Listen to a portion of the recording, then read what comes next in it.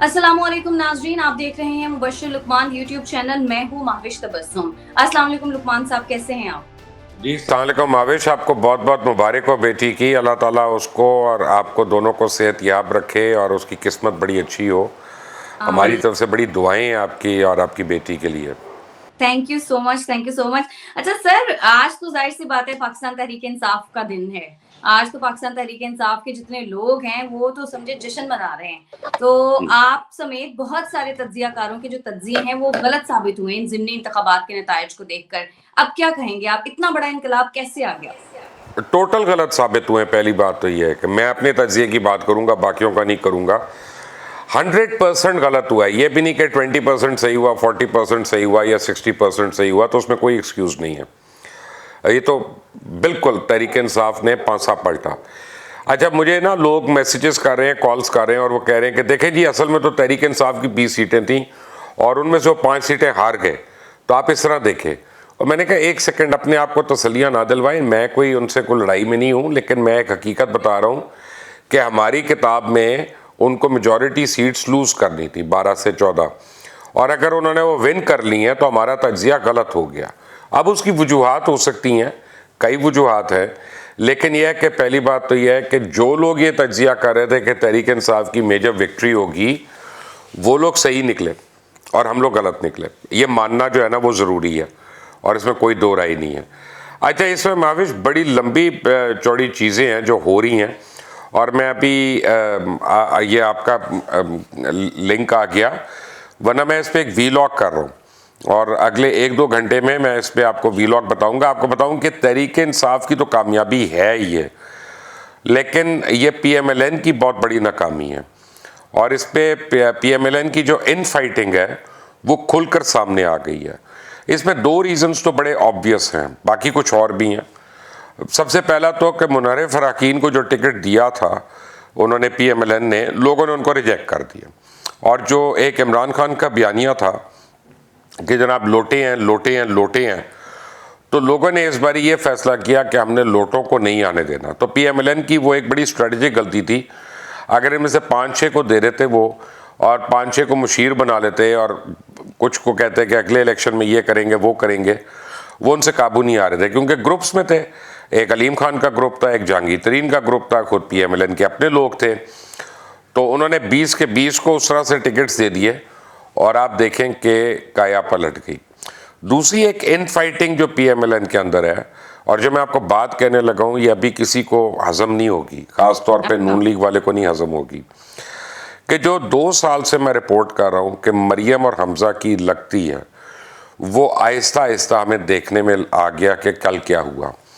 अच्छा, अब कोई मुझे ये बहस करे कि जी मरियम ने तो सारे जलसे किए और हमजा ने तो जलसे नहीं किए, लेकिन आप ये देखें कि आपको मैं एक एग्जांपल देता हूँ कि एक पर्टिकुलर सीट पे, मैं आपको बंदे का नाम बता देता हूँ कि बुखारी साहब थे और उनकी बेगम साहिबा जो थी वो नून लीग की उम्मीदवार थी और एक दिन पहले तक उन्होंने अपनी बीवी की जो है कैंपेन में हिस्सा नहीं लिया ना किया।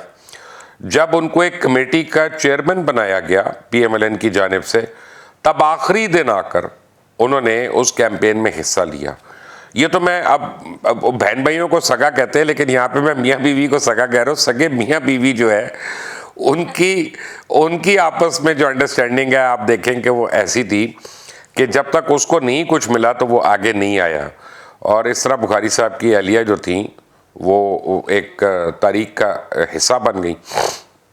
और ये बहुत जगहों पे हुआ है पीएमएलएन के साथ कि एक तो उनके अपने जो उन इलाकों के कैंडिडेट्स थे, उन्होंने जो है ना सिर्फ उनके खिलाफ काम किया, उनके नॉमिनेटेड कैंडिडेट्स के, बल्कि उस दिन वोट डालने निकले ही नहीं। तो वॉट एवर द रीज़न, अब उससे एक पॉलिटिकल इंस्टेबिलिटी जो है वो बहुत बढ़ गई है। आप सुबह देखें, तकरीबन सुबह से अभी तक 750 पॉइंट से स्टॉक मार्केट गिर चुकी है। डॉलर पता नहीं 4 से 5 रुपए ऊपर निकल गया, क्योंकि जब पॉलिटिकल इंस्टेबिलिटी होती है तो इन्वेस्टर कॉन्फिडेंस जो है ना वो इरोड करता है, वो शेक करता है। और अब देखना ये है, इमरान खान ने तो कल आते ही मुतालबा कर दिया, कल रात को ही कर दिया मुतालबा कि जी हमें फ्रेश इलेक्शन चाहिए। तो इसका मतलब यह है कि वफाकी हुकूमत जो है वो उस मुतालबे पे अमल नहीं करना चाहेगी। क्योंकि उन्होंने अभी जो IMF वगैरह से डील्स की हैं और इतने मुश्किल फैसले किए हैं, तो वो तो उनके लिए तो ज़िबा होने वाली बात है अगर 2 महीने के बाद जनरल इलेक्शंस हो जाते हैं। तो इमरान खान जो है, अब उसमें पंजाब भी है, उस पास KPK भी है, वो इधर से भी लोग लेते हैं, उधर से भी लोग लेते हैं, और वो जाके 40,000 50,000 लोग जो है। लेकिन सर एक बात समझ नहीं आई कि जब तहरीक इंसाफ हुकूमत में थी उस वक्त तो इनके लिए एक ज़िमनी इंतखाब जीतना भी मुश्किल हो रहा था, और अब मतलब ऐसा हुआ क्या एकदम से? उस वक्त गलत थे, अब ठीक हो गए हैं, क्या हुआ? वो बैड गवर्नेंस और जो महंगाई थी ना इमरान खान की, वो PMLN के गले में आके पड़ गई। और जो इनका नैरेटिव था, देखें, एंटी एस्टैब्लिशमेंट नैरेटिव एक्चुअली तो नवाज शरीफ ने शुरू किया था, जो शुरू में, और मरियम नवाज ने, लेकिन उसको तनावर दरख्त जो है वो तो इमरान खान ने बनाया। और पाकिस्तान की एक तारीख है, आप भुट्टो साहब से ले लें कि जब वो पिंडी में जलसा कर रहे थे और ख़त लहरा रहे थे एक पकड़ के, और उन्होंने एंटी अमेरिका और एंटी एस्टैब्लिशमेंट जो है उनका एक बयानिया था, भुट्टो साहब को पजीराई मिल गई पंजाब में, नॉट इन सिंध। उस वक्त भी भुट्टो साहब ने कोएलिशन गवर्नमेंट बनाई थी सिंध में, असल हुकूमत तो उनको पंजाब में मिली थी। तो पंजाब जो है ना, Punjab loves underdogs and Punjab loves this standing up to the strong rhetoric जो है ना, ये पंजाब में बड़ा एक फेवरेट रिटोरिक है। और इमरान खान की जो कैंपेन थी, उन्होंने, अब जो मर्जी मैं कहूँ या कोई और तज्जियाकार कहे कि जो उन्होंने 100 यू टर्न लिए, 26 नैरेटिव बदले, ये किया, जो उनके सपोर्टर थे उन्होंने बाई किया उस नैरेटिव को।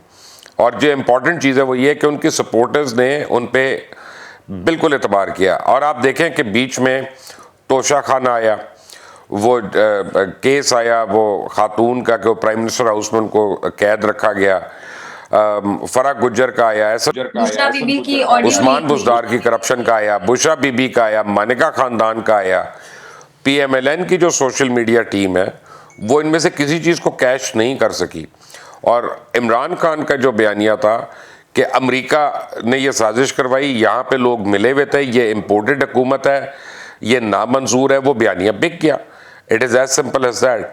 आज अगर मैं और आप ये बहस करें कि जी वो बेवकूफ़ी से बिका, उससे बिका, fact of the matter is कि इमरान खान ने स्वीप कर दिया और अकेला आदमी अपोजिशन में था, 11 जमातें हुकूमत में थी, उसने टेबल्स टर्न कर दी। तो आज का दिन जो है वो तो PTI को बिलोंग करता है। लेकिन अगले 2 हफ्ते में जो कुछ होने जा रहा है और अगले 3 हफ्ते में जो कुछ होने जा रहा है, वो चाहे इस तरफ आप हों चाहे आप उस तरफ हों, उससे सिर्फ मुल्क में जो पॉलिटिकल इंस्टेबिलिटी है उसमें इजाफा होता है। और वो इस मुल्क के लिए अच्छी नहीं है, क्योंकि ऑलरेडी हम इकोनॉमिकली जिस मोड़ पे खड़े हैं, जिस कुएं के किनारे खड़े हैं, तो अगर हमने वफाक ने और सूबों ने एक दूसरे से ताउन ना किया, चाहे आप इलेक्शंस करें चाहे आप ना करें, वो आपके लिए एक जो है ना खुदकुशी के मुतरादिफ है। क्योंकि अब फ़र्ज़ करें, क्या वफाक जो है IMF से डील्स एग्जीक्यूट करेगा, मज़ीद महंगाई करेगा जो करनी है, बेनिफिट उसके सूबे लेंगे, वो अंदर दबती रहेगी हुकूमत। और अगर वो नहीं करता और वो फ्रेश इलेक्शंस अनाउंस कर देता है, तो IMF का पैकेज जो है वो रुक जाएगा वहीं पे। जो सऊदी अरेबिया की, UAE की, कतर की, चाइना की कमिटमेंट्स हैं वो वहीं पे हॉल्ट हो जाएंगी। तो आप वो कहेंगे कि जब तक परमानेंट गवर्नमेंट नहीं आती जो मेजॉरिटी के साथ, तब तक हम कुछ नहीं कर रहे, और वो आएगी 2-3 महीने से बात करेंगे ये वो। तो आप तैयार रहें कि एक फाइनेंशियल क्राइसिस जो है इस मुल्क में वो होने वाला है। अच्छा, लेकिन सर खबरें ये भी गर्दिश कर रही हैं कि इत्तेहादी भी अब उड़ान भरने को तैयार हैं, इसमें किस हद तक सच्चाई है? उससे कोई फर्क नहीं पड़ता। वो अब शहबाज शरीफ की हुकूमत रही सिर्फ इस्लामाबाद में गई और ना भी रहे तो क्या फ़र्क पड़ता है, वो अपने आप को ऐसे ही है। वज़ीर आज़म कहें या मेयर कहें इस्लामाबाद का, उससे तो कोई फ़र्क नहीं है। क्योंकि 18वीं तरमीम के बाद असल जो ताकत है वो तो सूबों के पास है, वफाक में तो नहीं है।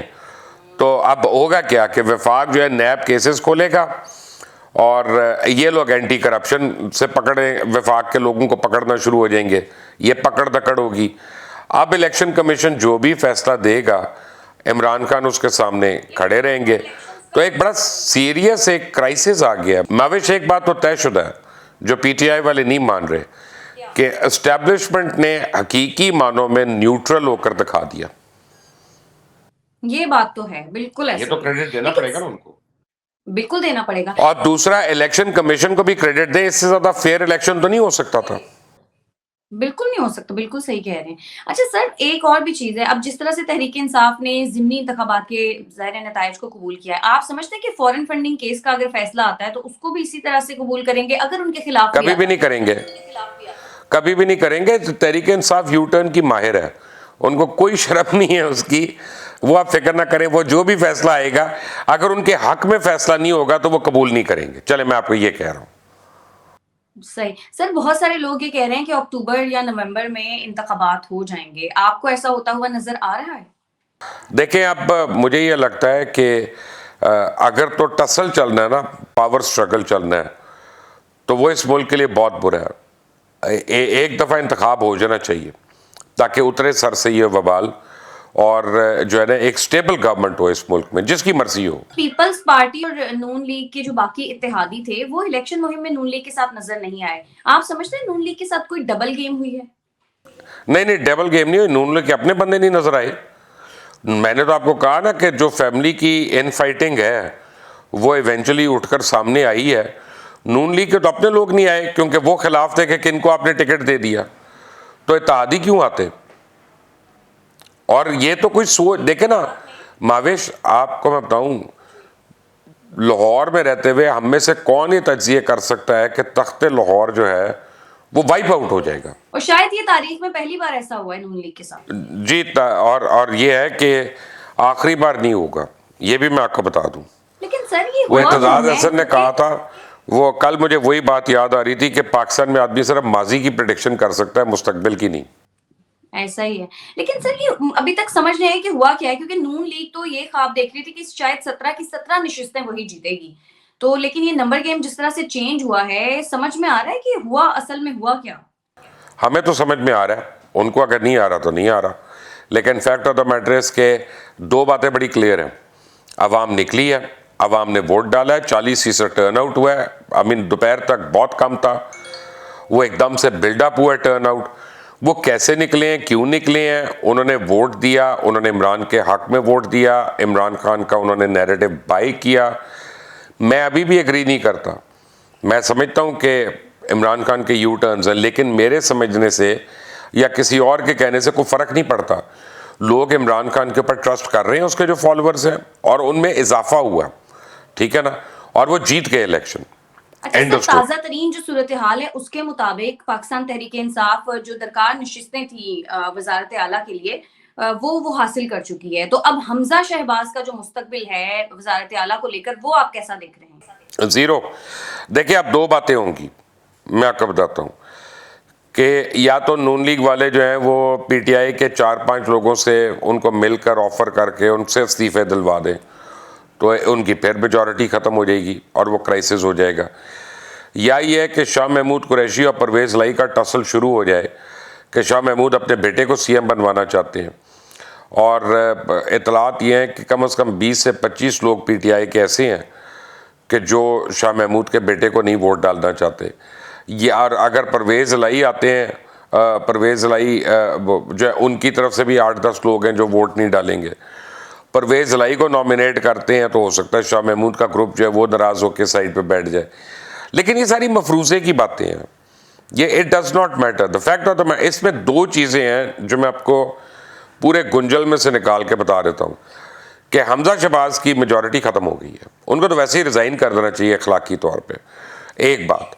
दूसरी बात यह है कि अगर ये पॉलिटिकल स्ट्रगल चलता है अप एंड डाउन का अगले 2-3 हफ्ते और, तो मैं तो यही तो कह रहा हूं कि फिर पाकिस्तान इस स्ट्रगल का मुतामिल नहीं हो सकता। वो डेंजरस चीज़ है, नहीं होना चाहिए। जो जीता है उसको दे दें, आप ख़त्म करें, ऐसा ही उसको है। चलाने दें। सर, लेकिन आपने मरियम नवाज साहिबा का ट्वीट लाजमी पढ़ा होगा। मुझे एक बात समझ नहीं आ रही, इतनी आसानी से इन्होंने शिकस्त तस्लीम कैसे कर ली? धांधली का मैं शुरू वही तो क्यों आपको नहीं कह किया? रहा हूँ। देखिए, 7:15 बजे मलिक अहमद खान ने कर ली, 9:17 पे मरियम नवाज की ट्वीट आ गई। और हालत क्या थी कि जब जनरल इलेक्शन से पिछले, तो पीएमएलएन का जो अब हिस्ट्री है मैं उसकी बात कर रहा हूँ कि फारूक हबीब वाली सीट पे 3 दफ़ा रिकाउंट हुआ, 3 दफ़ा, और पता नहीं महीना 1.5 महीना, मुझे नहीं पता कितना अरसा वो चलता ही रहा है, लड़ाई झगड़ा जो है। और हर सीट पे जहाँ 1000 सीटों का भी मार्जिन था, रिकाउंट रिकाउंट रिकाउंट, और उस तरह से हो रहा था। कल की कुछ एक ऐसी सीट है रावलपिंडी में जहां 49 वोट्स की मार्जिन थी और अभी वोट्स आ रहे थे और उसको भी एक्सेप्ट कर लिया, 49 वोट्स को भी, उसको भी रिकाउंट में नहीं डाला कि कुछ मुस्तरद हो सकते हैं, कुछ हो सकते हैं, गलत वोट तो नहीं आ गए। लेकिन बेसिकली वो मेंटली उन्होंने डिसाइड किया होता। और ये पता, मैं कहता हूँ करा सच की टीम आपको बताएगी कि जब 5:30 बजे रिजल्ट्स आना शुरू हुए, हम नीचे अपने जो हमने कंट्रोल रूम बनाया था उसमें बैठे थे और जो आया तो मैंने राव साहब को कहा, मैंने कहा ट्रेंड ये शुरू हो गया, ये ट्रेंड आ रहा है पीटीआई का। तो उस पर हमारे एक दो और साथी जो थे, नवीद शेख वगैरह दूसरों, उन्होंने कहा कि जी ये तो अभी 9-10 बजे तक पता चलेगा। मैंने कहा वो ठीक है, काउंटिंग उस वक्त तक पता चलेगी, ट्रेंड हमें नज़र आ गया और इससे आप इनहराफ नहीं कर सकते। और यही होता है। और इलेक्शंस में मैं आपको एक बात बताऊं कि हवा चलती है और हवा सिर्फ एक लफ्ज़ पे चलती है, कोई दो लफ्ज़ नहीं होते, वो है उम्मीद, होप। इमरान खान ने लोगों को होप दे दी, पीएमएलएन जो है वो उम्मीद नहीं दे सकी और वहीं पे फर्क पड़ गया। सर वो तो उनके जलसे देखकर ही मैं आपको हर बार कहती थी कि बहुत ज्यादा लोग अवाम निकलते हैं सड़कों पर। आप मैं जलसों से नहीं मरूब होता माविश, जलसे जो है ना वो तो अदाकारा मीरा भी निकलेगी तो जलसा कर लेगी। इस मुल्क में तो ये तो ऐसा अच्छा मुल्क है कि आप जीटी रोड पे जाएं जो सबसे बड़ी हाईवे है तो वहाँ आपको लोग सड़क के साइड में फिरते हुए नजर आ रहे होते हैं। कभी आपने दुनिया में किसी हाईवे पे लोगों को देखा है कि बैठे हुए हैं सड़क के किनारे या फिर रहे हैं? इधर बड़ा टाइम है लोगों के पास। जलसे आप भर सकते हैं लेकिन वोट में उसको कल्मिनेट करना, वो कल जो साइंस है वो पीटीआई की चल गई, एंड ऑफ स्टोरी।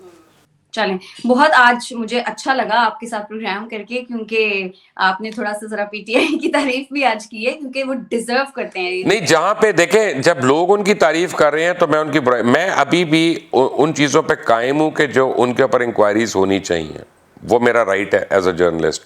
लेकिन मैं हकीकत को झुटला नहीं सकता, मैं उसके ऊपर कोई उसको डैम्पन करने की कोशिश नहीं करूंगा कि यार अब इस पे किसी ना ओस डालो इनकी जीत पे। वो जीते हैं, बड़ी मेजर विक्ट्री है और थंपिंग विक्ट्री है। उन्होंने एलिमिनेट कर दिया सिटिंग गवर्नमेंट को पंजाब के अंदर। ये एक हिस्ट्री लिखी गई है, ये क्रेडिट तो नहीं उनसे कोई ले सकता उनका, ये तो अब लिखा गया रिकॉर्ड में।